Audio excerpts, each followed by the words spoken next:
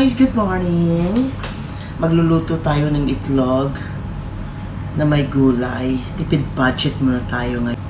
Ayan ang ating tuyo. Mantika. Wala nang sibuyas.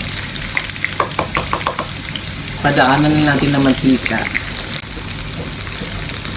Bakit siya natanggal? Natanggal. Tapos, ilagay na natin ang itlog.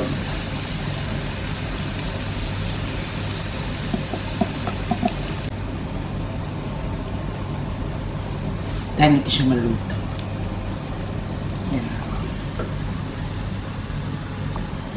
Ito na yung niluto natin itlog. Naluto na. Meron na tayong almusal. Bango. Bye guys! Thank